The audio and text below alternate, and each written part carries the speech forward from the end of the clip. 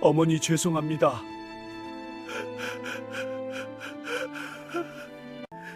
이 못난 아들을 용서하세요. 이야기를 시작하기 전 한 가지만 부탁드리겠습니다. 화면 아래 구독 버튼 한 번만 눌러주신다면 그곳으로 행운이 가득 깃들기를 간절히 바라겠습니다. 그럼 이제 기동과 그의 어머니가 겪어야 했던 애틋하고도 가슴 아픈 사연 속으로 들어가 보겠습니다. 영정사진 속 어머니는 웃고 있었습니다. 하지만 기동은 기억할 수 없었지요.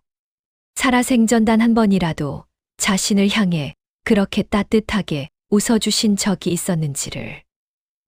엄니, 정녕 날 미워하셨던 겁니까? 빈소 앞에 무릎 꿇고 앉은 기동의 입에서 신음처럼 말이 새어 나왔습니다. 사흘 밤낮을 울고 또 울어 이제는 목소리조차 제대로 나오지 않았지요. 하얗게 센 상복 자락을 움켜쥔 그의 손등에는 핏줄이 붉어져 있었고 손톱 밑은 상주로서 치러야 할 일들에 시달려 새까맣게 때가 끼어 있었습니다. 어머니 박씨 부인은 78세를 일기로 세상을 떠나셨습니다. 병명은 노환. 하지만 기동은 알고 있었지요. 어머니가 진작에 병원에라도 가셨더라면, 몸을 아꼈더라면 이토록 일찍 가시지는 않았을 거라는 것을. 그런데도 어머니는 끝내 병원 문턱조차 밟지 않으셨습니다. 아이고, 그 돈이 어딨어. 괜찮다, 괜찮아. 기동이 돈을 쥐어드리려 할 때마다 어머니는 손사래를 치셨지요. 차갑고 쌀쌀맞게. 마치 아들의 돈은 받고 싶지도 않다는 듯이. 그 모습을 볼 때마다 기동의 가슴 속에는 서리가 내렸습니다. 그래, 어차피 당신한테 나는 남의 자식이었지. 피 한 방울 섞이지 않은. 첫 번째 장면. 6개월 전 일이었습니다. 가을 거지가 한창이던 10월의 어느 날, 기동은 어머니가 사시는 시골집을 찾아갔었지요. 손에는 백화점에서 산 고급 이불 세트와 겨울 외투를 들고서 서울서 3시간을 달려 도착한 초가집 마당에는 낙엽이 가득했고 어머니는 구부정한 허리로 마당을 쓸고 계셨습니다. 엄니 왔습니다. 기동의 목소리에 어머니가 고개를 들었습니다. 하지만 그 얼굴에는 반가움이라곤 찾아볼 수 없었지요. 오히려 귀찮다는 듯 왜 왔느냐는 듯한 표정이었습니다. 왜 왔어? 바쁜 사람이 이런 데까지. 엄니, 이거. 날씨가 추워져서 새 이불이랑 외투 사왔습니다. 쓰시라고. 기동이 조심스럽게 내민 선물을 어머니는 거들떠보지도 않으셨습니다. 빗자루만 묵묵히 움직이실 뿐이었지요. 기동의 가슴이 철렁 내려앉았습니다. 또 이런가. 또 이렇게 냉정하게 대하시는구나. 그냥 두고 가. 쓸 데 있으면 쓰고. 그 말 한마디 남기고 어머니는 부엌으로 들어가 버리셨습니다. 심지어 점심도 차려주지 않으셨지요. 기동은 마당 한편에 선물을 내려놓고 허기진 배를 움켜쥔 채 다시 3시간을 운전해 서울로 돌아와야 했습니다. 차 안에서 그는 혼자 중얼거렸지요. 역시 나는 당신의 친자식이 아니니까 어쩔 수 없는 건가. 두 번째 장면. 4년 전 명절 때였습니다. 추석이었습니다. 기동은 아내와 두 자식을 데리고 어머니께 차례를 지내러 갔었지요. 제사상을 정성껏 차리고 절을 올렸습니다. 돌아가신 아버지와 어머니를 향해. 하지만 살아계신 어머니는 그 모습을 지켜보시다가 상을 박차고 일어나셨습니다. 됐어, 됐다고. 그만 들어가. 엄니, 아직 음복도 안 했는데.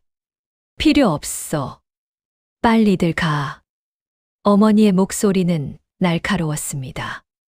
기동의 아내는 놀라 아이들을 끌어안았고 어린 손주들은 무서워서 울음을 터뜨렸지요. 기동은 참담한 마음으로 가족을 이끌고 그 집을 나와야 했습니다. 마당을 나서며 고개를 돌려보니 어머니는 대문 앞에 서서 차가운 눈으로 그들을 지켜보고 계셨습니다. 차 안에서 아내가 조심스럽게 물었습니다. 여보, 어머님은 왜 저렇게 우리를 미워하시는 걸까요? 기동은 대답할 수 없었습니다. 다만 핸들을 쥔 손에 힘이 들어갔을 뿐이지요. 창밖으로 황금빛 들판이 스쳐 지나갔지만 그의 눈에는 아무것도 들어오지 않았습니다. 그래, 피가 다르니까, 결국 남이니까. 세 번째 장면, 10년 전 일이었습니다. 기동의 딸아이가 태어났을 때였지요. 첫 손주의 탄생이었습니다. 기동은 기쁜 마음에 어머니께 전화를 드렸습니다.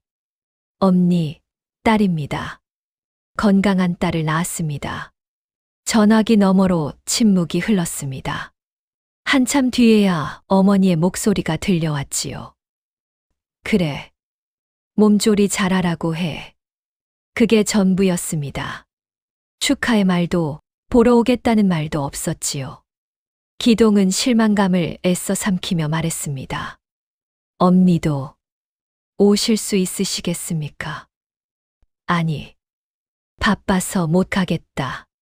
하지만 첫 손주인데. 됐다고 했잖아. 어머니는 전화를 끊어버리셨습니다.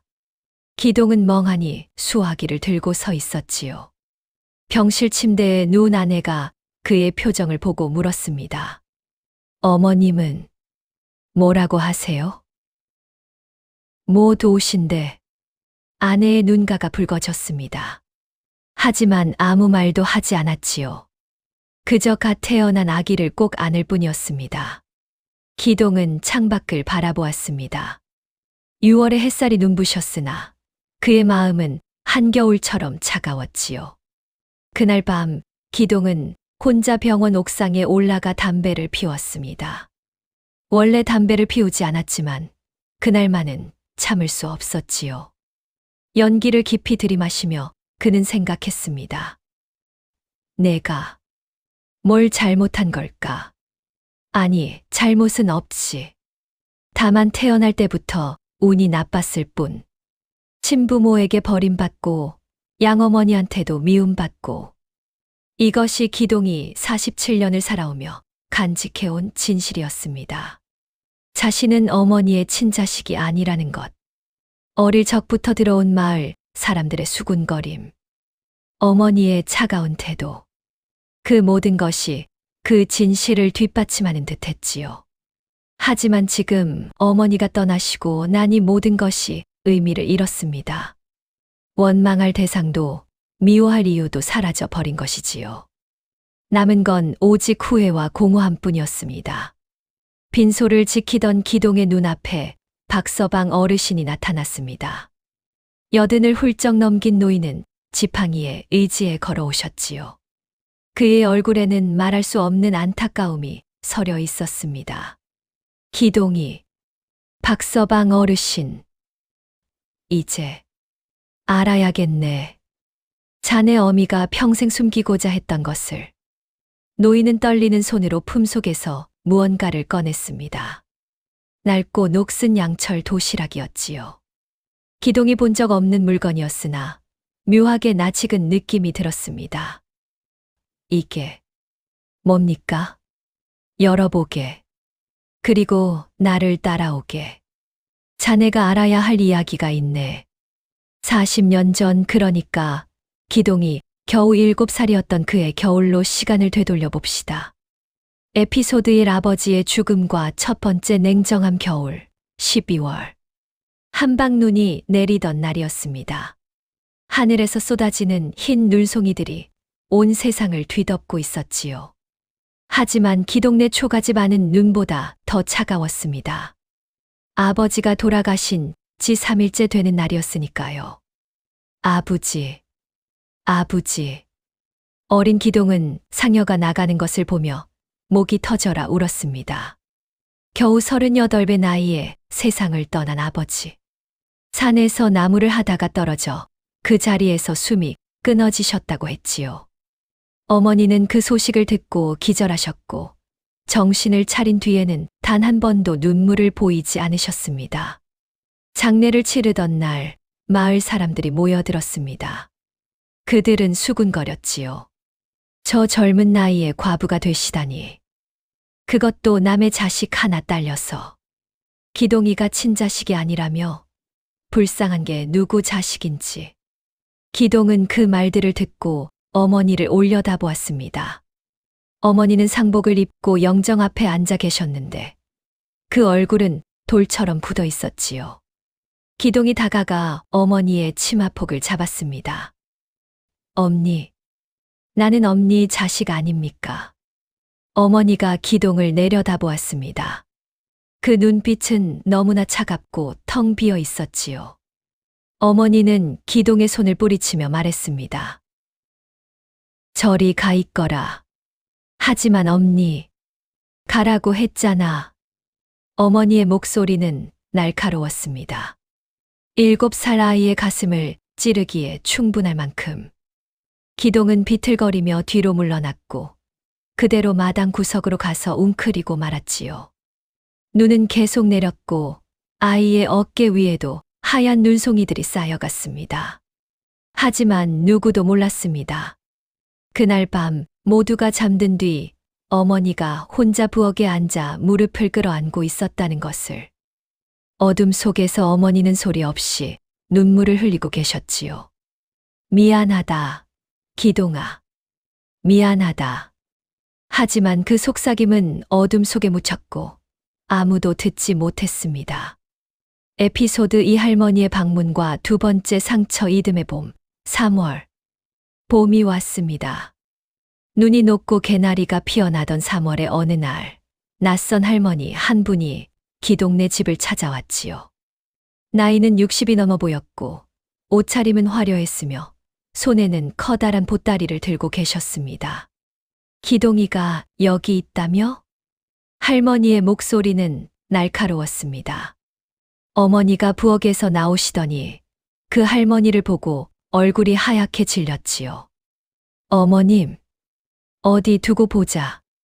내 손자가 어떻게 자라고 있나.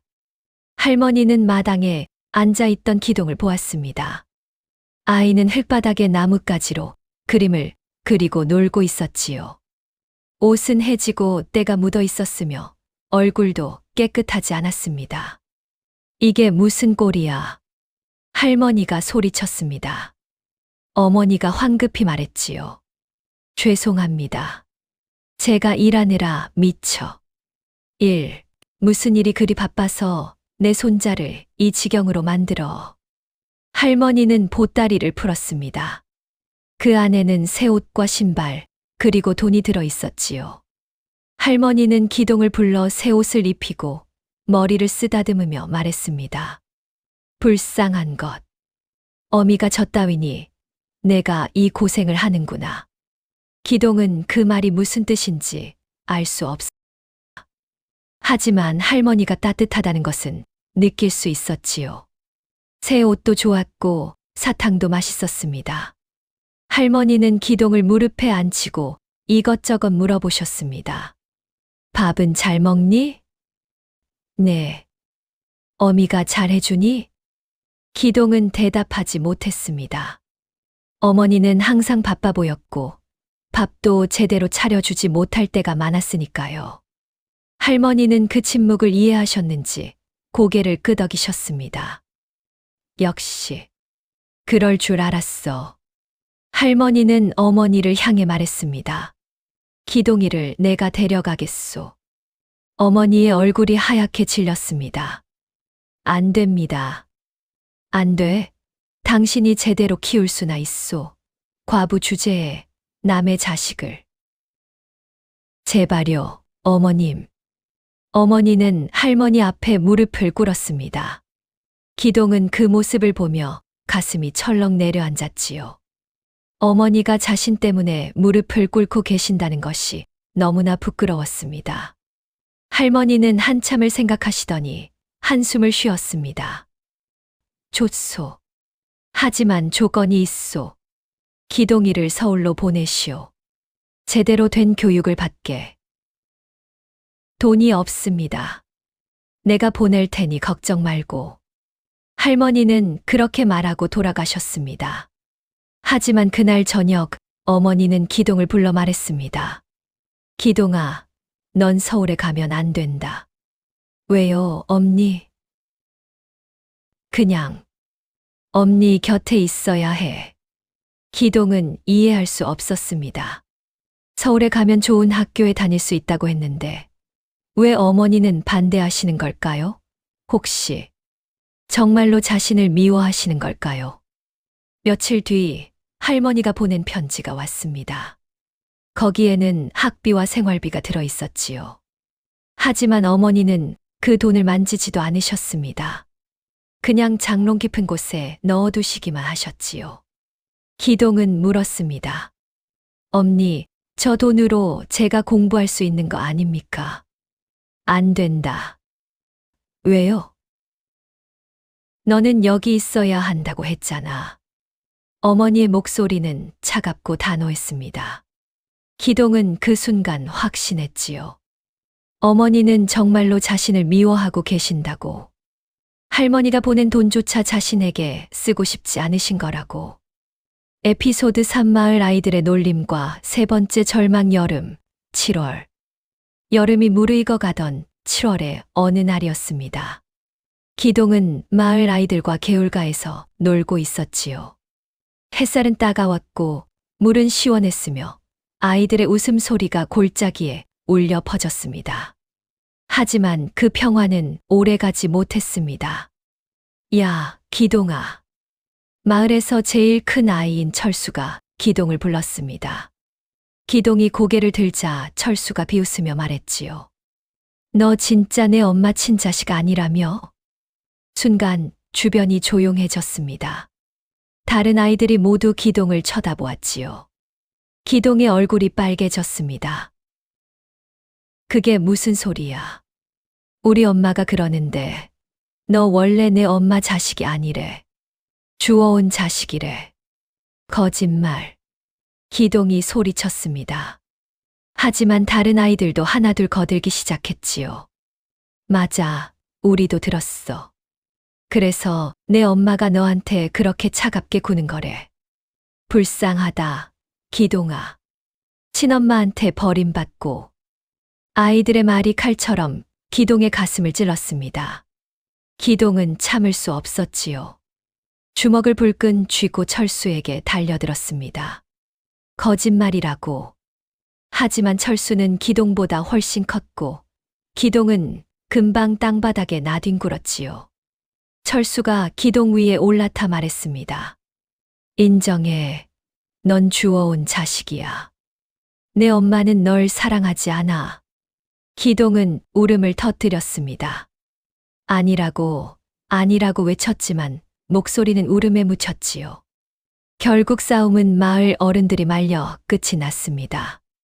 집으로 돌아온 기동의 얼굴은 흙투성이에 눈물 자국이 가득했습니다. 어머니가 부엌에서 나오셨지요. 무슨 일이니? 엄니.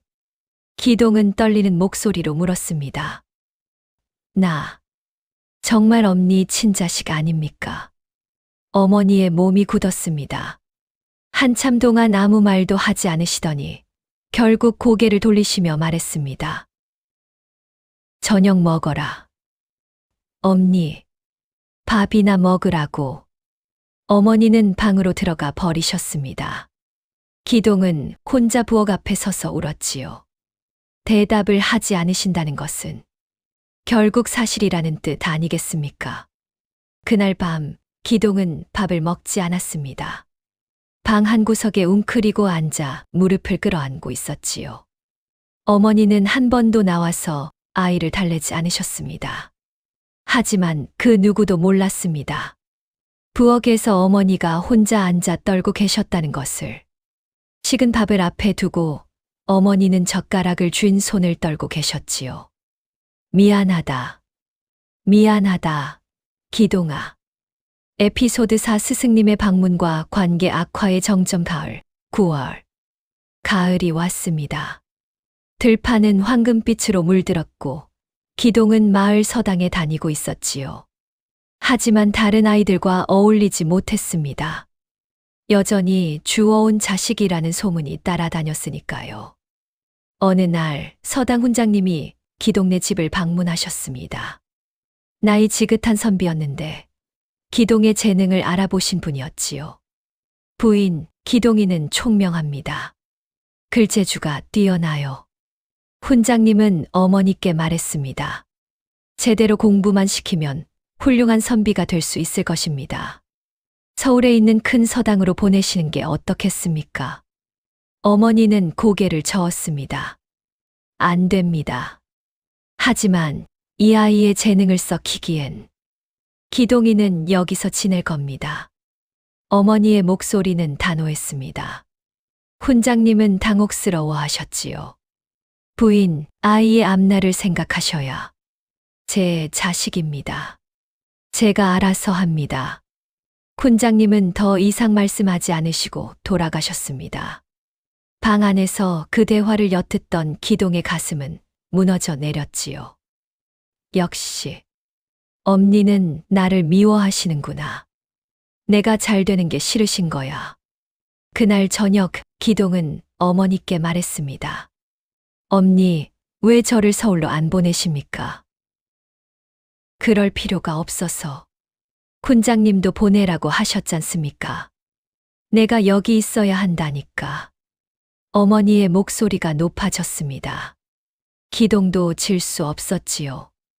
왜요?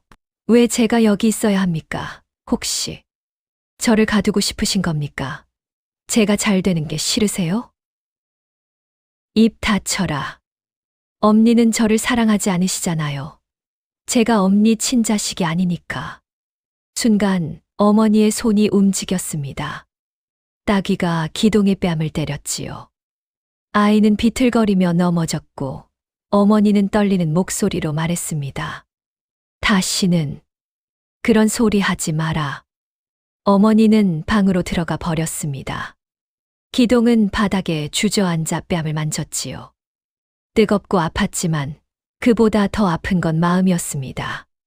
그날 밤부터 기동과 어머니 사이에는 보이지 않는 벽이 생겼습니다.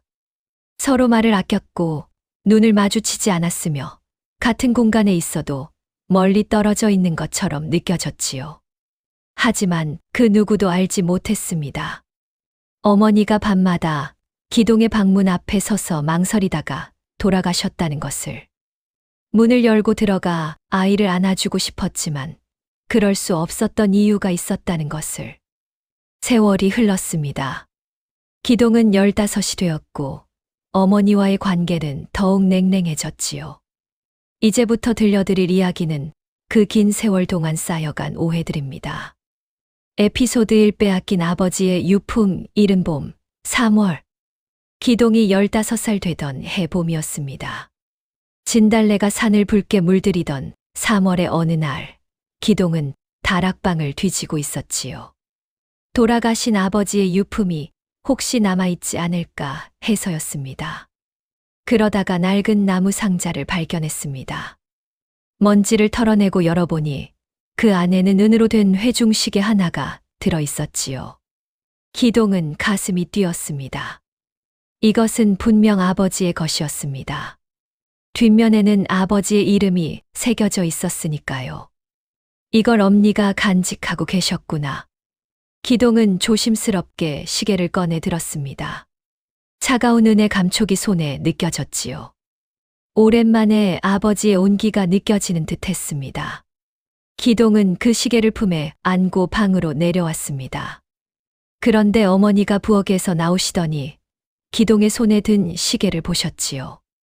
어머니의 얼굴이 하얗게 질렸습니다. 그게 어디서 났니? 다락방에 있었습니다. 아버지 거잖아요. 내놔라. 어머니가 손을 내밀었습니다. 기동은 뒤로 물러섰지요. 왜요? 이건 아버지 유품이잖습니까? 제가 간직하고 싶습니다. 안 돼. 당장 내놔. 어머니의 목소리가 날카로웠습니다. 기동은 이해할 수 없었지요. 왜 어머니는 자신이 아버지의 유품을 갖는 것을 반대하시는 걸까요? 엄니, 저도 아버지가 그립습니다. 이것 하나만 내놓으라니까. 어머니가 달려들어 시계를 빼앗으려 했습니다. 기동도 놓지 않았지요. 둘은 한참 실랑이를 벌였고 결국 시계는 어머니의 손에 넘어갔습니다. 어머니는 그 시계를 꼭 껴안고 방으로 들어가 버렸지요. 기동은 망연자실한 표정으로 서 있었습니다. 눈물이 흘러내렸지요. 역시 나는 이 집안의 자식이 아닌가 보다. 아버지 유품조차 가질 자격이 없다는 거야. 마당 한편에서 이 광경을 지켜보던 박서방이 한숨을 쉬었습니다. 그는 이 집안의 오랜 일꾼이었고 모든 사정을 알고 있었지요. 하지만 어머니가 당부하신 대로 입을 다물고 있을 수밖에 없었습니다. 기동이, 박서방이 조심스럽게 다가왔습니다. 기동은 눈물을 훔치며 고개를 돌렸지요. 박서방 어른, 왜 엄니는 저를 이렇게 대하십니까? 그게 아니네, 기동아. 그럼 뭡니까? 아버지 유품 하나 가지겠다는데 그것도 안 된다니. 박서방은 대답하지 못했습니다. 다만 기동의 어깨를 두드리며 위로할 뿐이었지요. 하지만 진실은 달랐습니다. 그날 밤 어머니는 방 안에서 그 시계를 들여다보고 계셨지요. 시계 뒷면에는 아버지의 이름과 함께 작은 글씨가 더 새겨져 있었습니다. 기동이에게. 이것은 아버지가 기동의 성년례 때 주려고 준비해둔 선물이었습니다. 하지만 아직 그때가 오지 않았지요. 어머니는 약속을 지키고 싶었습니다. 남편이 정한 그 시기가 될 때까지 기다리고 싶었던 것이지요. 여보, 제가 잘하고 있는 걸까요? 어머니는 시계를 꼭 안고 속삭였습니다. 아무도 들을 수 없는 작은 목소리로. 에피소드 2 굶주림 속의 도시락 여름, 6월. 기동이 16살 되던 해 여름이었습니다. 그 해는 유난히 가물었고 농사가 잘 되지 않았지요. 마을 전체가 어려웠지만 과부의 집은 더욱 힘들었습니다. 어머니는 새벽부터 밤늦게까지 남의 집 일을 해주며 푼돈을 벌었습니다. 빨래를 해주고 밭을 매주고 바느질을 해주며 하루하루를 버텼지요. 기동도 나무를 해다 팔고 물고기를 잡아 팔며 조금이나마 보탰습니다. 하지만 먹을 것이 부족했습니다. 쌀은 바닥이 났고 보리조차 귀했지요. 기동은 종종 배를 움켜쥐고 잠들었습니다. 어느 날이었습니다. 기동이 산에서 나무를 하고 돌아오는 길에 어머니와 마주쳤지요. 어머니는 손에 무언가를 들고 계셨습니다. 광줄이었는데 그 안에서 맛있는 냄새가 풍겨왔습니다. 엄니, 그게 뭡니까? 기동이 물었습니다. 배가 고팠던 터라 눈이 광주리에 고정되었지요. 어머니는 잠시 망설이시더니 광주리를 뒤로 감추셨습니다. 내가 알바 아니다. 하지만 배가 고픈데 집에 가서 물이나 마셔라. 어머니는 차갑게 말하고 다른 길로 가버렸습니다. 기동은 그 뒷모습을 멍하니 바라보았지요. 어머니의 광주리에서는 여전히 따뜻한 김이 올라오고 있었습니다. 엄니는 혼자 맛있는 것을 드시려고 하시는구나. 나는 굶어도 상관없으시고. 기동의 가슴이 무너져 내렸습니다. 집으로 돌아온 기동은 물만 한 사발 마시고 골아 떨어졌지요. 배는 고팠지만 그보다 마음이 더 허했습니다. 하지만 진실은 이러했습니다. 어머니가 들고 있던 광주리 안에는 따뜻한 밥과 반찬이 들어 있었지요. 그것은 부잣집에서 일한 대가로 받은 음식이었습니다. 어머니는 그것을 들고 마을 어귀로 갔습니다. 거기에는 떠돌이 거지 한 명이 쓰러져 있었지요. 며칠째 굶었는지 의식이 희미했습니다. 어머니는 그 거지를 일으켜 세우고 밥을 먹였습니다. 드시오. 천천히. 거지는 눈물을 흘리며 밥을 먹었습니다. 어머니는 그 모습을 지켜보며 생각했지요. 기동이한테 주고 싶었지만 이 사람이 더 급하구나. 기동이는 그래도 물이라도 마실 수 있으니. 어머니는 집으로 돌아와 기동이 잠든 방문을 열어보았습니다. 아이는 배를 움켜쥔 채 잠들어 있었지요. 어머니는 이불을 덮어주고 아이의 이마를 쓰다듬었습니다. 미안하다, 기동아. 조금만 더 참아라. 하지만 기동은 그것을 알 리 없었습니다. 아이는 꿈속에서도 배가 고팠고 어머니를 원망했지요. 에피소드 3 차갑게 내쳐진 생일 가을 9월. 기동이 17살 되던 해 가을이었습니다. 9월 15일 기동의 생일이었지요.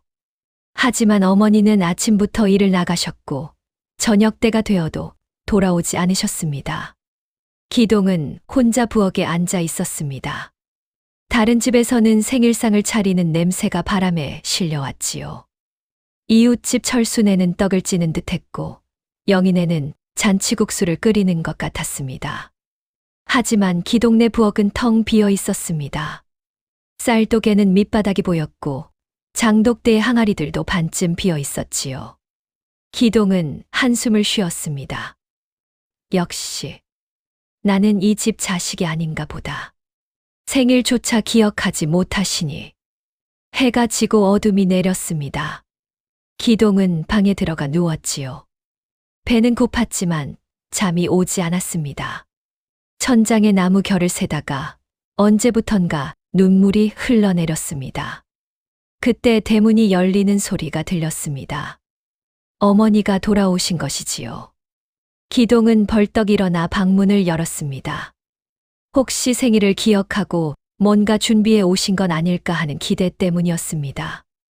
하지만 어머니는 빈손이었습니다. 아니, 정확히는 작은 보자기 하나를 들고 계셨지요. 어머니는 기동을 보더니 말했습니다. 아직 안 잤니? 네. 그래.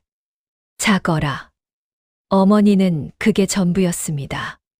방으로 들어가시려는 어머니를 기동이 불렀지요. 엄니, 오늘이 무슨 날인지 아십니까? 어머니가 멈춰 섰습니다. 잠시 침묵이 흘렀지요. 알지. 그런데도 아무것도 안 해주시는 겁니까? 기동아, 다른 집은 다들 생일상을 차려주는데 우리 집만, 우리 형편이 어떤지 내가 모르냐? 어머니의 목소리가 날카로워졌습니다. 기동은 움찔했지요. 알고 있습니다. 하지만 미역국 한 그릇 정도는. 그것도 없다. 쌀이 없어. 어머니는 소리쳤습니다. 그리고는 방으로 들어가 문을 닫아버렸지요. 기동은 그 자리에 멍하니 서 있었습니다. 눈물이 주르르 흘러내렸지요. 엄니, 정녕 나를 미워하시는구나. 하지만 방 안에서 어머니는 떨리는 손으로 보자기를 풀고 계셨습니다. 그 안에는 작은 떡 한 조각이 들어 있었지요. 어머니가 하루 종일 일한 품삯으로 산 것이었습니다. 이것마저 줄 수가 없구나. 어머니는 그 떡을 들여다보며 눈물을 흘렸습니다. 사실은 기동에게 주려고 산 것이었지요. 하지만 일터에서 돌아오는 길에 굶주린 아이를 만났습니다. 길거리에 쓰러져 있는 5살쯤 되어 보이는 아이였지요. 어머니는 그 아이를 지나칠 수 없었습니다. 떡을 먹이고 근처 주막에 맡기고 왔지요. 그 바람에 기동에게는 아무것도 줄 수 없었습니다. 기동아, 미안하다. 엄니가 무능해서 너한테 아무것도 해줄 수가 없구나. 하지만 그 속삭임은 방 안에 갇혔고 기동은 듣지 못했습니다. 에피소드 4 학업을 포기시킨 사건 겨울 12월. 기동이 18살 되던 해 겨울이었습니다. 서당 훈장님은 여전히 기동의 재능을 아까워했지요. 그래서 특별히 서울의 큰 학당에 추천서를 써주셨습니다.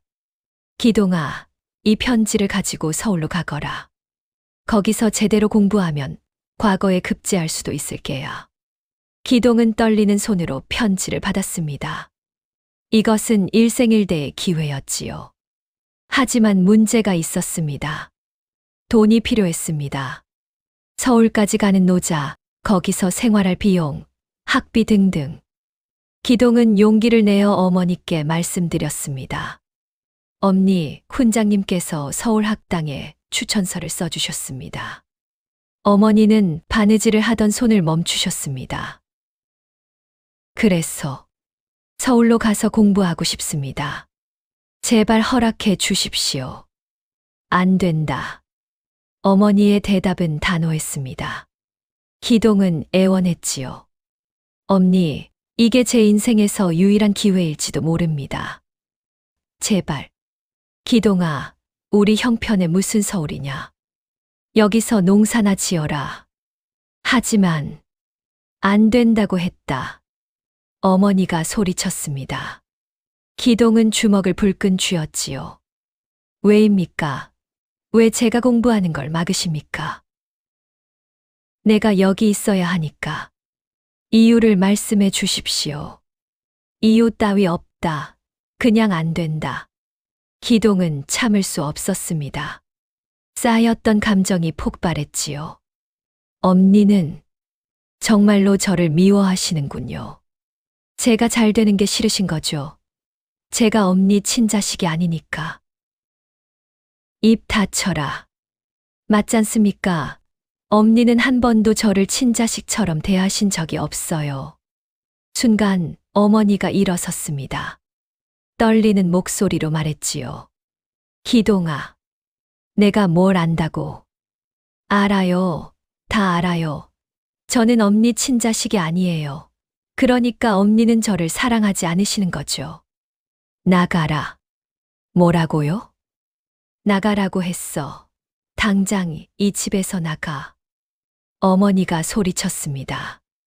기동은 믿을 수 없다는 표정으로 어머니를 바라보았지요. 어머니의 눈에는 눈물이 고여 있었지만 목소리는 차갑게 굳어 있었습니다. 알겠습니다. 나가겠습니다.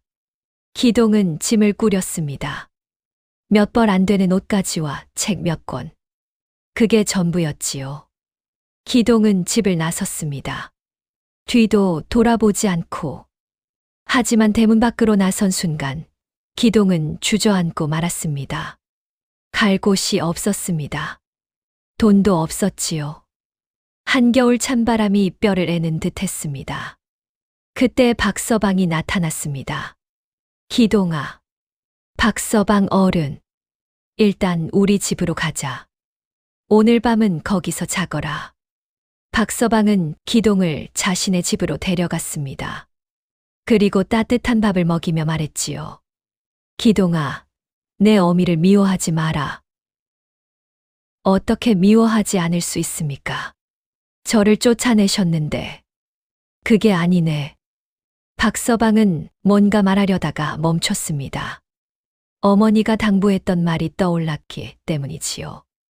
박서방 절대로 기동이한테 말하지 마시오. 기동이가 알면 안 됩니다. 박서방은 한숨만 쉴 뿐이었습니다. 며칠 뒤 기동은 다시 집으로 돌아왔습니다. 어머니는 아무 말씀도 하지 않으셨고 기동도 입을 다물었지요. 하지만 둘 사이의 거리는 더욱 멀어졌습니다. 진실은 이러했습니다. 어머니가 기동을 서울로 보내지 않으려 했던 이유는 따로 있었지요. 서울에는 위험이 도사리고 있었습니다. 기동의 진짜 친부모를 찾는 사람들이 있었던 것이지요. 그들은 기동을 이용해 돈을 뜯어낼 계획을 세우고 있었습니다. 어머니는 그 사실을 미리 알아챘습니다. 그래서 기동을 시골에 묶어두려 했던 것이지요. 아들을 지키기 위해서. 기동아, 엄니가 이렇게밖에 할 수 없구나. 에피소드 5 혼인을 반대한 사건 이듬해 봄 4월. 기동이 21살이 되던 해봄이었습니다. 기동은 마을의 처자 하나와 사랑에 빠졌지요. 처자의 이름은 순이. 마을 이장의 딸이었습니다. 순이는 아름다웠고 마음씨도 고왔으며 기동을 진심으로 사랑했지요. 둘은 몰래 만나 사랑을 속삭였습니다. 기동 씨, 저희 혼인하면 안 될까요? 순이가 수줍게 물었습니다. 기동은 고개를 끄덕였지요. 그러고 싶소. 하지만 우리 어미가 허락하실지. 제 아버지는 괜찮다고 하셨어요. 기동 씨가 성실하고 착하다고. 정말이요? 네. 그러니 기동 씨 어머님께 말씀드려 보세요. 기동은 용기를 내어 어머니께 말씀드렸습니다. 엄니, 저 혼인하고 싶은 사람이 있습니다. 어머니는 빨래를 하던 손을 멈추셨습니다. 누구냐? 이장님 댁순이입니다. 안 된다. 어머니의 대답은 즉각적이었습니다. 기동은 당황했지요. 왜 안 됩니까? 그냥 안 돼. 이유를 말씀해 주십시오. 이유 따위 없다. 내가 혼인하면 안 돼. 기동은 이해할 수 없었습니다. 순이는 좋은 집안의 딸이었고 마음씨도 고왔으며 이장님도 허락하셨는데 왜 어머니는 반대하시는 걸까요? 엄니, 저도 이제 21살입니다. 장가를 들어야 할 나이 아닙니까? 내가 장가를 들면 안 돼. 무슨 말씀이십니까? 넌 평생 혼자 살아야 한다. 어머니의 말에 기동은 충격을 받았습니다. 평생 혼자 살라니, 그게 무슨 말입니까? 엄니, 정녕 저를 그렇게 미워하십니까? 미워하는 게 아니라, 그럼 뭡니까? 저한테 행복할 권리도 없습니까? 기동은 소리쳤습니다. 어머니는 고개를 돌렸지요. 어쨌든 안 된다. 순이와의 혼인은 허락할 수 없다. 기동은 집을 뛰쳐나갔습니다. 순이를 만나러 갔지요. 순이에게 사정을 말하자 순이는 눈물을 흘렸습니다. 기동 씨, 어쩌면 좋아요. 순이, 미안하오. 우리 어미가. 아니에요. 기동 씨 잘못이 아니에요. 순이는 기동의 손을 잡았습니다. 그래도 저는 기동 씨를 포기할 수 없어요. 기다릴게요. 어머님이 마음을 바꾸실 때까지. 하지만 어머니의 마음은 바뀌지 않았습니다. 몇 달이 지나도 1년이 지나도 어머니는 완고하셨지요. 결국 순이의 아버지는 딸을 다른 곳으로 시집 보냈습니다. 기동은 그날 밤 홀로 술을 마셨습니다. 산에 올라가 달을 보며 취하도록 마셨지요. 눈물이 끝없이 흘러내렸습니다. 엄니, 왜 저를 이렇게 괴롭히십니까? 하지만 진실은 달랐습니다. 어머니가 혼인을 반대한 데는 이유가 있었지요. 순이의 가문에는 유전병이 있었습니다. 대대로 내려오는 병으로 자식을 낳으면 그 아이가 앓는 병이었지요. 어머니는 그 사실을 알고 있었습니다. 마을 할머니들로부터 들었던 것이지요. 하지만 기동에게는 말할 수 없었습니다. 순이네 집안의 비밀이었으니까요. 기동아, 엄니가 너를 지키고 싶었을 뿐이야. 에피소드 육아들을 내친 마지막 사건 여름 6월. 기동이 25살이 되던 해 여름이었습니다. 그 해는 큰 가뭄이 들었고 모든 것이 메말라 갔지요. 농사는 망했고 먹을 것이 부족했으며 사람들은 힘들어했습니다. 기동은 서울로 가서 일자리를 구하기로 결심했습니다. 그래서 어머니께 말씀드렸지요. 엄니, 저 서울로 가서 돈을 벌어오겠습니다. 어머니는 또 반대하셨습니다. 안 된다. 엄니, 이래서는 우리 둘 다 굶어 죽습니다. 제가 가서 돈을 벌어야. 내가 여기 있어야 한다고 했잖아. 왜요? 도대체 왜 저를 이곳에 묶어두려 하십니까? 기동이 소리쳤습니다. 어머니도 질 수 없었지요. 내가 서울에 가면 안 돼. 이유를 말씀하십시오. 이유 따위 없어. 그냥 안 돼. 기동은 더 이상 참을 수 없었습니다. 짐을 꾸렸지요. 알겠습니다. 그럼 저는 그냥 가겠습니다. 엄니 허락 없이도. 기동아, 이제 지쳤습니다. 엄니가 뭐라 하시든 전 제 길을 가겠습니다. 기동이 집을 나서려는 순간 어머니가 뒤에서 소리쳤습니다. 나가면 다시는 돌아오지 마라. 기동의 발걸음이 멈췄습니다. 천천히 고개를 돌려 어머니를 바라보았지요. 어머니는 떨리는 목소리로 말했습니다.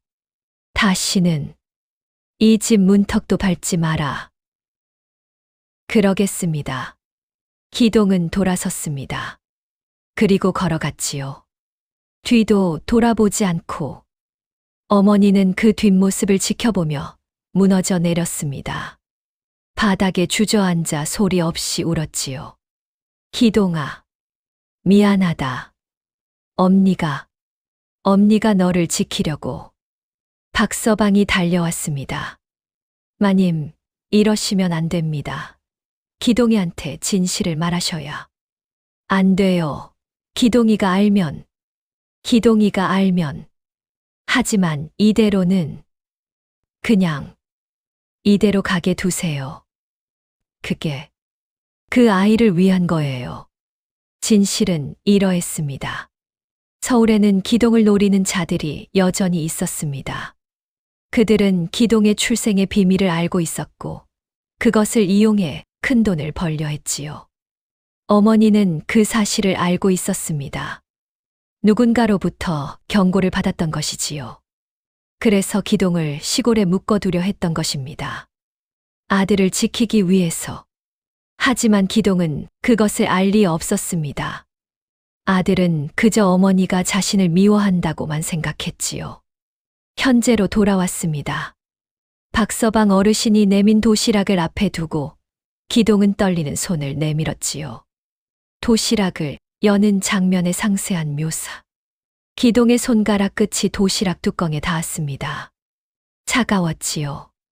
40년이라는 세월만큼이나 차갑고 단단했습니다. 손가락에 힘을 주자 손톱 밑이 하얗게 변했습니다. 심장이 뛰었습니다. 쿵쿵. 가슴을 두드리는 소리가 귀에까지 들릴 정도였지요. 숨을 들이마셨습니다. 공기가 목구멍을 타고 내려가는 것이 느껴졌습니다. 주변 소리가 사라졌습니다. 창밖의 새소리도 바람 소리도 시계 초침 소리도 모두 멀어져 갔지요. 오직 기동 자신의 호흡 소리만이 세상을 가득 채웠습니다. 손이 떨렸습니다. 떨림이 발로, 어깨로 전해졌지요. 기동은 다른 손으로 떨리는 손목을 잡았습니다. 진정시키려 했지만 소용없었습니다. 열어야 한다. 열어야만 한다. 기동은 눈을 감았습니다. 깊이 숨을 들이마셨지요. 그리고 다시 눈을 떴습니다. 뚜껑에 손을 얹었습니다. 천천히, 아주 천천히 뚜껑이 열리기 시작했습니다. 삐걱. 녹슨 경첩이 비명을 질렀습니다. 40년 만에 처음 열리는 소리였지요. 기동의 눈앞에 도시락 안쪽이 드러나기 시작했습니다. 처음에는 어둠만 보였습니다. 하지만 점점 뚜껑이 열리면서 무언가가 보이기 시작했지요. 종이였습니다. 오래되어 누렇게 변한 종이들이 도시락 안에 빽빽이 채워져 있었습니다. 기동은 떨리는 손으로 그 종이들을 꺼내기 시작했지요. 첫 번째 종이. 거기에는 기동의 어린 시절 모습이 그려져 있었습니다. 서툰 솜씨로 하지만 정성스럽게 그려진 그림이었지요. 7살 기동이 마당에서 노는 모습이었습니다. 두 번째 종이. 거기에는 글씨가 적혀 있었습니다. 기동아, 오늘 내가 처음으로 글을 읽었구나. 엄니는 너무 기뻤단다. 하지만 표현하지 못했어. 미안하다. 세 번째 종이. 또 다른 그림이었습니다. 10대 기동이 책을 읽는 모습이었지요. 네 번째 종이. 기동아, 오늘 내가 훈장님께 칭찬을 받았다며? 엄니가 몰래 들었단다. 너무 자랑스러웠어. 하지만 너한테 말하지 못했지. 미안하다. 기동의 손이 멈췄습니다. 눈에서 눈물이 주르르 흘러내렸지요. 종이 위에 눈물방울이 떨어졌습니다.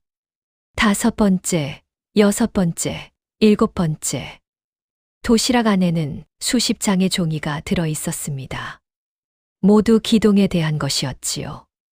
기동의 그림, 기동에게 하지 못한 말들, 기동을 향한 사랑의 고백들. 기동아, 오늘 내가 생일인데 아무것도 해주지 못했구나. 엄니 마음이 찢어질 것 같았어. 하지만 돈이 없었어. 정말 미안하다. 기동아, 내가 서울에 가고 싶어 한다는 걸 안다. 하지만 보낼 수가 없어.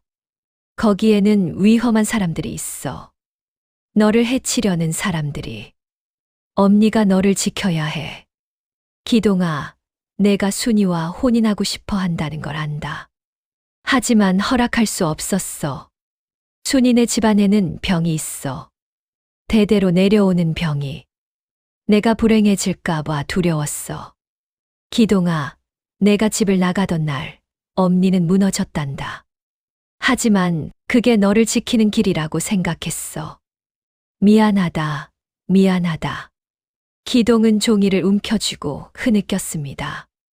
목이 메어 소리가 제대로 나오지 않았지요. 온몸이 떨렸습니다. 엄니, 엄니.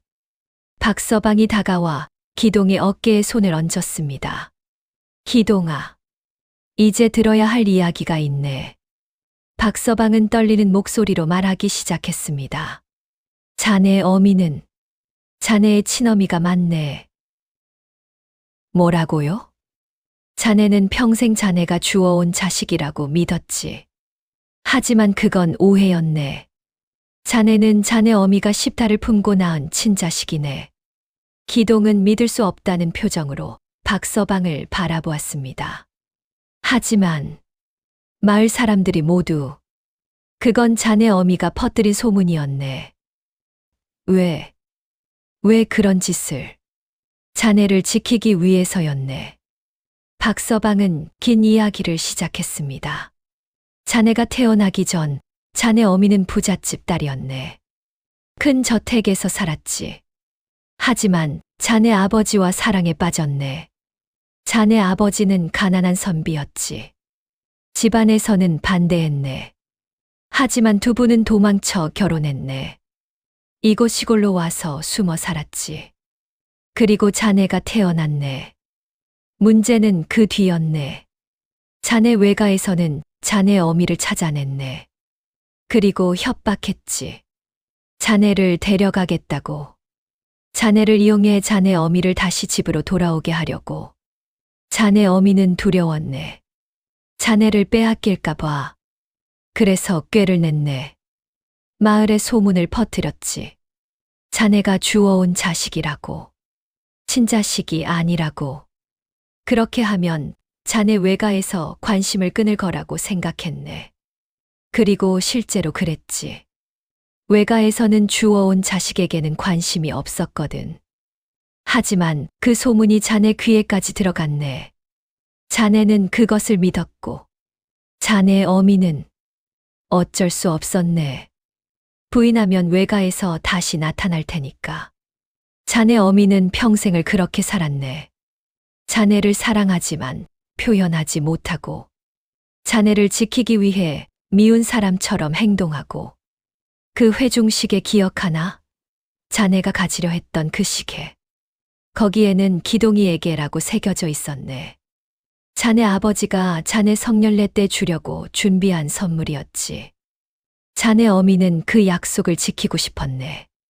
자네 생일 때 먹을 것을 안 준 것도, 서울로 안 보낸 것도, 혼인을 반대한 것도 모두 자네를 지키기 위해서였네. 서울에는 자네를 노리는 사람들이 있었네. 자네의 출생 비밀을 알고 자네를 이용하려는 자들이. 자네 어미는 그것을 알고 자네를 시골에 묶어두려 했던 거네. 순이와의 혼인도 마찬가지였네.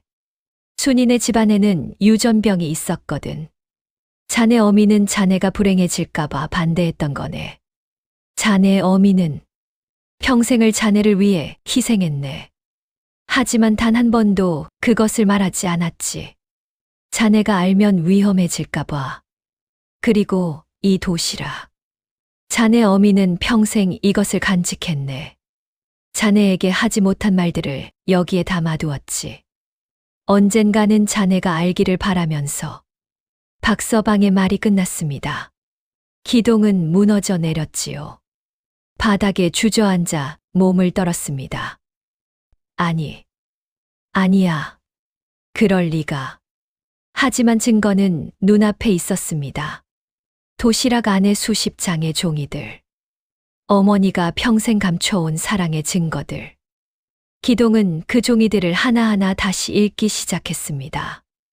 눈물로 글씨가 번져도 계속 읽었지요. 기동아, 내가 밥을 굶을 때마다 엄니도 먹지 않았단다. 너와 함께 굶었어. 내가 아프면 엄니도 아팠어. 내가 웃으면 엄니도 웃었어. 비록 너한테 보여주지는 못했지만, 기동아, 엄니는 매일 밤 내 방문 앞에 섰단다. 들어가서 안아주고 싶었어. 하지만 참았어. 내가 알면 안 되니까. 내가 진실을 알면 위험해지니까. 기동아, 엄니가 너한테 차갑게 군 건 너를 미워해서가 아니었어. 너를 너무 사랑해서였어. 너를 지키기 위해서였어. 제발. 언젠가는 이해해 주렴. 기동은 종이를 가슴에 안고 울었습니다. 목이 터져라 울었지요. 40년 동안 쌓였던 오해가, 원망이, 미움이 눈물이 되어 흘러나왔습니다. 엄니, 미안합니다. 미안합니다.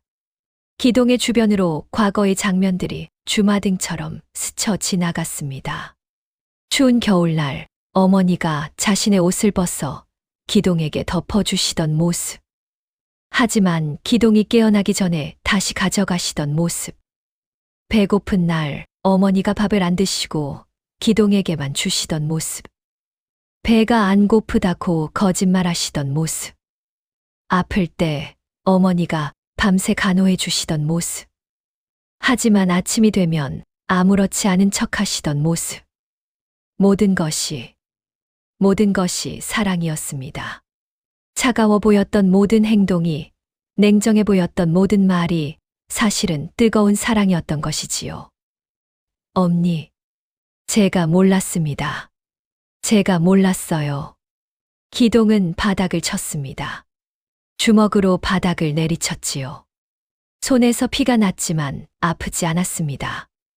마음이 너무 아파서 몸의 통증은 느껴지지 않았으니까요. 박서방이 기동을 일으켜 세웠습니다. 기동아, 자네 어미는 마지막까지 자네를 사랑했네. 숨을 거두시기 전에 마지막으로 하신 말씀이 기동이를 부탁합니다였네. 엄니, 그리고 이것도 전해주라고 하셨네. 박서방은 또 다른 봉투를 꺼냈습니다. 기동은 떨리는 손으로 그것을 받았지요. 봉투를 열자 편지 한 장이 나왔습니다. 어머니의 마지막 편지였습니다. 사랑하는 내 아들 기동에게. 이 편지를 읽을 때쯤이면 엄니는 이미 세상을 떠났겠구나. 미안하다, 기동아. 평생 너한테 차갑게 대해서, 평생 너를 사랑한다고 말하지 못해서.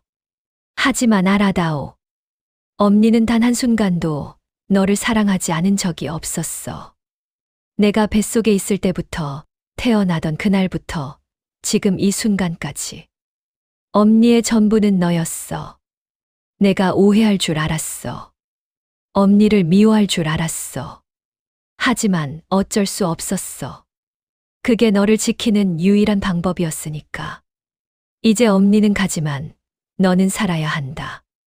행복하게 살아야 한다. 엄니가 지키려 했던 내 인생을 멋지게 살아내렴. 사랑한다, 기동아. 엄니의 유일한 자식, 피 한 방울 섞이지 않은 게 아니라 피와 뼈와 살이 모두 섞인 내 친자식. 사랑한다. 엄니가. 편지를 다 읽은 기동은 무너졌습니다. 완전히 무너져 내렸지요. 바닥에 엎드려 울었습니다. 목이 터져라, 가슴이 찢어지도록 울었습니다. 엄니, 엄니, 돌아오세요. 제발, 한 번만 더 뵙게 해주세요. 하지만 어머니는 돌아오지 않았습니다. 영원히. 박서방은 기동을 이끌고 어느 곳으로 향했습니다. 마을에서 멀지 않은 산기스에이기였지요. 거기에는 작은 무덤이 하나 있었습니다. 여기가 자네의 어미가 묻힌 곳이네. 자네 아버지 옆이지. 기동은 무덤 앞에 무릎을 꿇었습니다. 잔디가 돋아난 흙무덤을 손으로 어루만졌지요. 엄니, 저 왔습니다. 기동은 이마를 땅에 대고 절을 올렸습니다. 한 번, 두 번, 세 번. 수없이 절을 올렸지요. 이마에서 피가 날 때까지 절을 올렸습니다. 미안합니다. 미안합니다. 제가 몰랐습니다. 제가 어리석었습니다. 바람이 불었습니다. 따뜻한 봄바람이 기동의 뺨을 쓰다듬고 지나갔지요. 마치 어머니의 손길처럼 느껴졌습니다. 기동은 도시락을 꺼내 무덤 앞에 놓았습니다. 그리고 그 안의 종이들을 한 장 한 장 꺼내 읽기 시작했습니다. 엄니, 이제야 알았습니다. 엄니의 사랑을, 엄니의 희생을. 박서방이 옆에 앉으며 말했습니다. 기동아, 자네 어미는 마지막 순간까지 자네를 생각했네. 병원에 가지 않으신 것도 자네한테 부담 주기 싫어서였네. 네. 자네가 들인 돈 한 푼도 쓰지 않으셨네. 모두 모아두셨지. 자네가 힘들 때 쓰라고. 그 돈이 지금 집장롱에 고스란히 있네. 기동의 눈에서 또다시 눈물이 쏟아졌습니다. 그리고 자네가 보낸 선물들. 이불도 외투도 모두 소중히 간직하고 계셨네. 한 번도 사용하지 않으셨지. 너무 아까워서. 자네가 준 것이라서. 엄니, 매일 밤 그 이불을 꺼내보셨네. 쓰다듬으시면서 우셨지. 기동이가 나를 생각해서 사줬구나 하시면서. 기동은 가슴을 쥐어뜯었습니다. 자신이 얼마나 어리석었는지, 얼마나 큰 실수를 했는지 깨달았기 때문이지요. 박서방은 계속 말했습니다. 자네가 명절 때 왔을 때 자네를 내쫓으신 것도 이유가 있었네. 그날 마을에 낯선 사람들이 와 있었거든. 서울에서 온 사람들이었지. 자네를 찾는 사람들이었네. 자네 어미는 그들을 보고 놀라셨네. 그래서 급히 자네를 내보내신 거네. 자네를 보호하기 위해서. 그랬던 겁니까? 그리고 자네 딸아이가 태어났을 때도 자네 어미는 너무 기뻐하셨네. 몰래 병원에 오셨었네. 유리창 너머로 손주를 보시고는 한참을 우셨지. 하지만 들어가지는 못하셨네. 자네가 부담스러워할까봐. 기동은 그제야 깨달았습니다. 딸아이가 태어난 날 병실 복도에서 느꼈던 낯익은 기척. 누군가 자신을 지켜보는 듯한 느낌. 그것이 어머니였던 것입니다. 박서방 어른. 저는 정말 나쁜 자식입니다. 아니네. 자네는 몰랐을 뿐이네. 자네 어미가 너무 잘 숨기셨으니까. 박서방은 주머니에서 또 다른 것을 꺼냈습니다. 작은 헝겊 주머니였지요. 이것도 드리라고 하셨네. 기동이 주머니를 열자 그 안에는 작은 물건들이 들어 있었습니다. 기동이 어렸을 때 잃어버렸던 장난감 팽이, 첫 번째로 쓴 붓 그리고 기동의 첫 올 때 잡았던 실타래. 이것들을 모두 간직하고 계셨단 말입니까? 그렇네. 자네의 모든 것을 간직하셨지. 자네가 떨어뜨린 단추 하나, 찢어진 책 한 장까지도. 기동은 그 물건들을 하나하나 손에 쥐었습니다. 오래되어 빛이 바랬지만 어머니의 손때가 묻어있는 듯했지요. 그리고 기동아. 박서방이 무덤 뒤쪽을 가리켰습니다. 거기에는 작은 돌탑이 쌓여 있었지요. 자네 어미는 매일 여기 오셨네. 자네 아버지 무덤 앞에 앉아서 자네 이야기를 하셨지. 여보, 우리 기동이가 오늘은 이런 일을 했어요. 우리 기동이가 건강하게 잘 자라고 있어요 하면서. 그리고 이 돌탑은 자네를 위해 쌓으신 거네.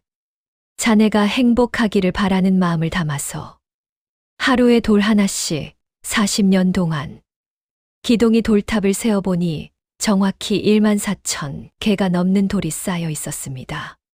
40년이라는 세월, 그 모든 날들을 어머니는 기동을 위해 기도하셨던 것입니다.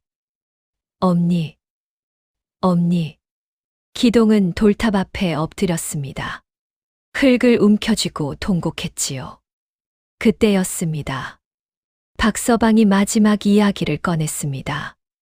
기동아, 사실 한 가지 더 알려줄 게 있네. 무엇입니까? 자네 어미의 병, 노환이 아니었네. 기동이 고개를 들었습니다. 무슨 말씀이십니까? 자네 어미는 10년 전부터 중병을 앓고 계셨네. 심장병이었지. 의사가 말하기를 당장 수술을 받아야 한다고 했네. 그런데 왜 자네한테 말하지 않으셨네. 자네가 걱정할까봐. 그리고 수술비로 자네한테 부담을 주기 싫어서. 기동의 몸이 얼어붙었습니다. 자네가 보낸 돈으로 수술을 받을 수 있었네. 하지만 자네 어미는 그 돈을 쓰지 않으셨네. 자네를 위해 모아두셨지. 그리고 조용히 돌아가셨네. 아니. 마지막 순간 자네 어미가 하신 말씀이 있네. 기동이한테 미안하다고 전해주세요. 그리고 사랑한다고 전해주세요라고. 기동은 완전히 무너졌습니다. 온몸에 힘이 빠져 그대로 땅에 쓰러졌지요. 제가 죽였습니다. 제가 엄니를. 아니네, 기동아. 그건 자네 어미의 선택이었네. 자네를 위한 선택이었지. 하지만 기동은 자신을 용서할 수 없었습니다. 어머니가 아프신 줄도 모르고 차가운 말만 건넸던 자신을. 돈을 들였으면서도 진심을 담지 못했던 자신을. 그날 밤 기동은 어머니의 집으로 돌아왔습니다. 혼자 방 안에 앉아 어머니의 물건들을 하나하나 살펴보았지요. 장롱을 열자 자신이 보낸 이불과 외투가 그대로 있었습니다. 비닐도 뜯지 않은 채로. 그 옆에는 봉투들이 가지런히 쌓여 있었지요. 자신이 보낸 돈이었습니다. 한 푼도 쓰지 않고 모두 모아두셨던 것입니다. 기동은 서랍을 열었습니다. 거기에는 자신의 사진들이 가득했지요. 어렸을 때 사진, 학교 다닐 때 사진, 결혼식 사진. 어머니는 몰래 이 모든 것을 모으고 계셨던 것입니다. 사진 뒤에는 어머니의 글씨가 적혀 있었습니다. 기동이 7살. 처음으로 글을 읽던 날. 기동이 15살. 훈장님께 칭찬받던 날. 기동이 21살. 순이를 그리워하며 울던 날. 엄니도 함께 울었단다. 기동이 결혼식. 멀리서 봤어. 너무 행복해 보여서 엄니도 기뻤어. 하나하나가 어머니의 사랑이었습니다. 표현하지 못했던, 감춰야 했던, 하지만 결코 사라지지 않았던 사랑. 기동은 부엌으로 갔습니다. 거기에는 낡은 솥과 그릇들이 있었지요. 그 옆에 작은 상자가 하나 놓여 있었습니다. 상자를 열자 그 안에는 작은 공책이 들어 있었습니다. 어머니의 일기장이었지요. 기동은 떨리는 손으로 첫 장을 펼쳤습니다. 기동이가 태어난 날. 세상에서 가장 아름다운 날. 내 품에 안긴 작은 생명. 이 아이를 위해서라면 무엇이든 할 수 있을 것 같다. 기동이 100일. 웃음소리가 집안에 가득하다. 이 아이의 웃음을 지키기 위해서라면 내 목숨도 아깝지 않다. 여보가 떠난 날. 세상이 무너졌다. 하지만 기동이가 있어서 견딜 수 있었다. 기동이를 위해 살아야 한다. 기동이 7살. 오늘 아이가 울었다. 친자식이 아니냐고 물었다. 가슴이 찢어졌다. 하지만 부인할 수 없었다. 그것이 아이를 지키는 길이니까. 기동이 15살. 회중시계를 달라고 했다. 주고 싶었다. 하지만 약속이 있었다. 여보와의 약속. 성년례 때까지 기다려야 한다. 기동이 16살. 아이가 굶고 있다. 나도 굶는다. 함께 아파야 덜 아프다. 기동이 17살. 생일인데 아무것도 못 해줬다. 미안하다, 미안하다. 기동이 18살. 서울로 보내고 싶다. 하지만 보낼 수 없다. 위험하다. 나쁜 사람들이 있다. 기동이 21살. 순이를 사랑한다. 하지만 보낼 수 없다. 순이네 집안의 병. 기동이가 불행해질까봐. 기동이 25살. 오늘 집을 나갔다. 가슴이 찢어진다. 하지만 이게 맞다. 아이를 지키는 길이다. 기동은 일기장을 읽으며 눈물을 흘렸습니다. 한 장 한 장 넘길 때마다 어머니의 아픔이, 희생이, 사랑이 느껴졌지요. 마지막 장에 다다랐습니다. 어머니가 돌아가시기 전날 쓰신 일기였습니다. 내일이면 떠날 것 같다. 몸이 너무 아프다. 하지만 괜찮다. 기동이가 건강하니까. 기동이가 가족과 함께 행복하니까. 기동아, 미안하다. 엄니가 좋은 엄니가 되지 못해서. 너한테 사랑한다고 말하지 못해서. 너를 안아주지 못해서. 하지만 알아다오. 엄니의 모든 순간은 너를 위한 것이었어. 모든 호흡은 너를 위한 것이었어. 모든 고통은 너를 지키기 위한 것이었어. 이제 엄니는 여보에게 간다. 여보한테 자랑할 게 많다. 우리 기동이가 얼마나 훌륭하게 자랐는지, 얼마나 좋은 아버지가 되었는지, 얼마나 행복하게 살고 있는지. 기동아, 사랑한다. 평생 말하지 못한 그 말, 이제라도 전한다. 사랑한다, 사랑한다, 사랑한다. 행복해라, 내 아들. 기동은 일기장을 가슴에 안고 흐느꼈습니다. 목이 터져라 울었지요. 온 집안이 기동의 울음소리로 가득 찼습니다. 다음 날 아침 기동은 결심했습니다. 어머니의 사랑에 보답하기로. 먼저 마을 사람들을 모았습니다. 그리고 진실을 밝혔지요. 여러분, 제가 오늘 말씀드릴 게 있습니다. 제 어머니에 대한 진실입니다. 마을 사람들이 모여들었습니다. 기동은 떨리는 목소리로 말하기 시작했지요. 평생 여러분은 제가 주워온 자식이라고 믿으셨습니다. 저도 그렇게 믿었습니다. 하지만 그것은 거짓이었습니다. 사람들이 웅성거렸습니다. 어머니는 저를 지키기 위해 그런 소문을 퍼뜨리셨습니다. 저를 노리는 나쁜 사람들로부터 보호하기 위해서였습니다. 기동은 도시락과 일기장을 보여주었습니다. 어머니는 평생 저를 사랑하셨습니다. 표현하지 못했을 뿐입니다. 아니, 표현할 수 없었습니다. 그것이 저를 지키는 유일한 방법이었으니까요. 사람들의 눈에 눈물이 맺혔습니다. 어머니가 차갑게 대하셨던 모든 순간, 냉정하게 거절하셨던 모든 순간이 사실은 저를 위한 것이었습니다. 저를 사랑하기 때문이었습니다. 기동의 목소리가 떨렸습니다. 저는 그것을 몰랐습니다. 평생을 어머니를 원망하며 살았습니다. 하지만 이제 알았습니다. 어머니의 사랑이 얼마나 깊었는지를. 마을 사람들이 고개를 숙였습니다. 그들도 잘못 알고 있었던 것이지요. 어머니께 용서를 구합니다. 그리고 여러분께도 부탁드립니다. 어머니를 기억해 주십시오.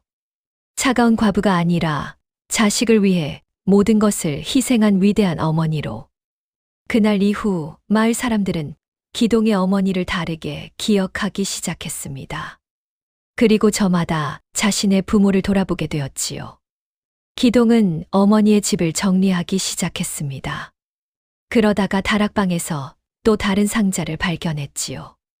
상자를 열자 그 안에는 편지들이 가득했습니다. 모두 기동이 어머니께 보냈던 편지들이었습니다. 기동은 자신이 편지를 보낸 적이 없다고 생각했습니다. 하지만 상자 안에는 수십 통의 편지가 있었지요. 첫 번째 편지를 펼쳤습니다. 그것은 기동이 10살 때 서당에서 쓴 글이었습니다. 엄니께, 오늘 훈장님께 칭찬받았습니다. 엄니도 자랑스러우셨으면 좋겠습니다. 기동 올림. 기동은 기억했습니다. 이것은 서당 숙제로 쓴 글이었지요. 집에 가져왔다가 어머니가 보시겠다고 하셔서 드렸던 것입니다. 그런데 돌려받지 못했었지요. 어머니는 그것을 간직하고 계셨던 것입니다. 두 번째 편지. 기동이 15살 때 쓴 글이었습니다. 엄니, 제가 서울에 가서 공부하고 싶습니다. 훌륭한 사람이 되어 엄니를 기쁘게 해드리고 싶습니다. 이것도 서당 숙제였습니다. 장래 희망이라는 주제로 쓴 글이었지요. 어머니께 보여드렸다가 돌려받지 못했었습니다. 세 번째, 네 번째. 모든 편지가 기동이 쓴 글들이었습니다. 서당 숙제, 일기, 시. 어머니께 보여드렸던 모든 글을 어머니는 하나도 버리지 않고 모두 간직하고 계셨던 것입니다. 마지막 편지에 다다랐을 때 기동은 놀랐습니다. 그것은 기동이 25살 때 서울로 떠나기 직전에 쓴 편지였습니다. 엄니, 저는 떠납니다.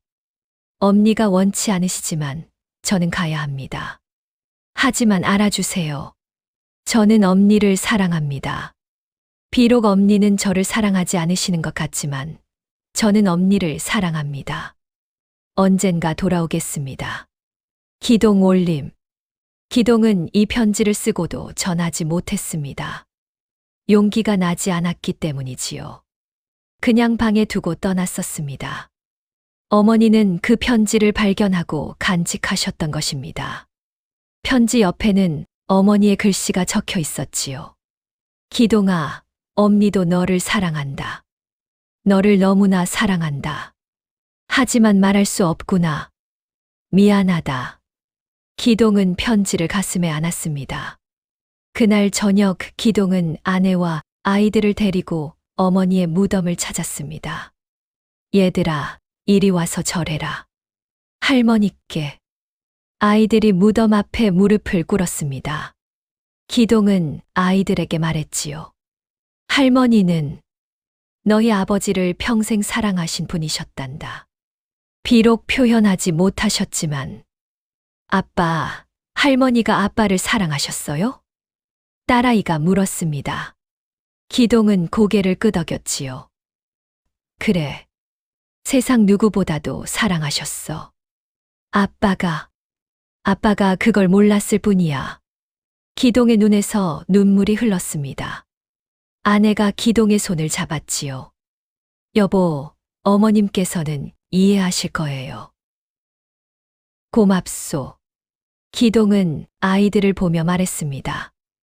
얘들아, 아빠가 너희한테 꼭 말해주고 싶은 게 있어. 뭐예요, 아빠? 부모님을 사랑해라. 그리고 그 사랑을 표현해라. 아빠처럼 후회하지 마라. 아이들이 고개를 끄덕였습니다. 그리고 너희 부모님, 그러니까 아빠와 엄마가 너희한테 차갑게 대할 때가 있을 거야. 혹은 이해할 수 없는 행동을 할 때가 있을 거고. 하지만 기억해라. 그것도 사랑이라는 걸. 부모는 자식을 미워할 수 없어. 때로는 표현이 서툴 뿐이야. 기동은 무덤을 바라보며 속삭였습니다. 엄니, 이제 알았습니다. 엄니의 모든 것이 사랑이었다는 것을. 바람이 불었습니다. 따뜻한 바람이 기동의 얼굴을 스쳐 지나갔지요. 그날 밤 기동은 어머니의 집에서 잤습니다. 어머니가 주무시던 방에서 한밤중 기동은 꿈을 꾸었습니다. 꿈속에서 어머니가 나타나셨습니다. 젊고 아름다운 모습이었지요. 영정사진 속에 그 미소를 띠고 계셨습니다. 엄니. 기동이 다가가려 하자 어머니가 손을 내미셨습니다. 기동아. 엄니, 용서해 주십시오. 제가 몰랐습니다. 어머니가 고개를 저었습니다. 아니야, 기동아. 내 잘못이 아니야. 엄니가 미안하구나. 어머니가 기동을 끌어안았습니다. 따뜻했습니다. 기동은 어머니의 품에 안겨 울었지요. 엄니, 사랑합니다. 사랑합니다. 엄니도 너를 사랑한다, 기동아. 평생 한순간도 빠짐없이 사랑했어. 어머니가 기동의 머리를 쓰다듬었습니다. 이제 행복해라. 내 가족과 함께. 엄니 걱정은 하지 말고. 엄니 가지 마세요. 엄니는 항상 내 곁에 있을 거야. 바람으로, 햇살로, 내 가슴 속에. 어머니가 미소 지었습니다. 그리고 천천히 멀어져 갔지요. 기동아, 사랑한다. 기동은 손을 뻗었습니다. 하지만 어머니는 이미 멀리 빛 속으로 사라지고 있었습니다. 엄니.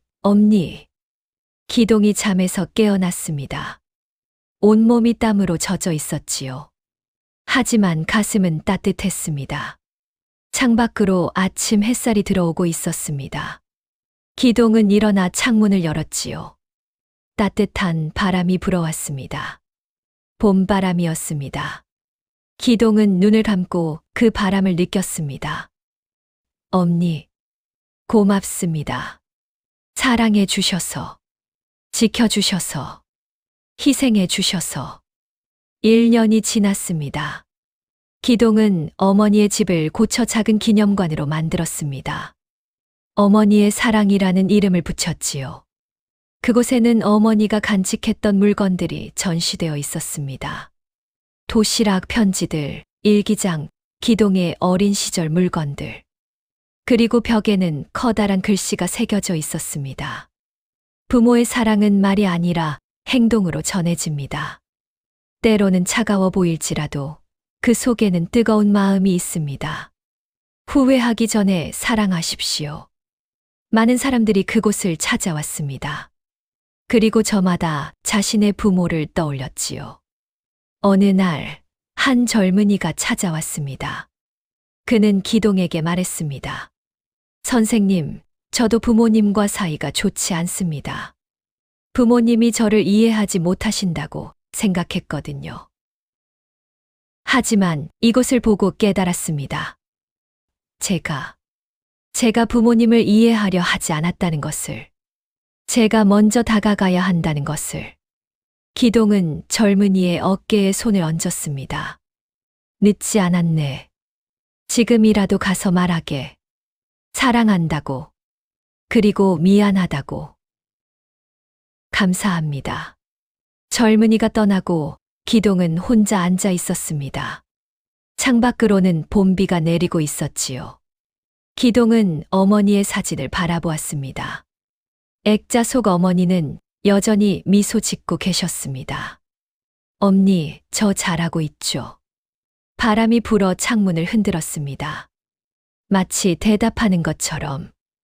몇 년이 더 흘렀습니다. 기동은 이제 환갑을 넘겼습니다. 머리가 희끗희끗했지요.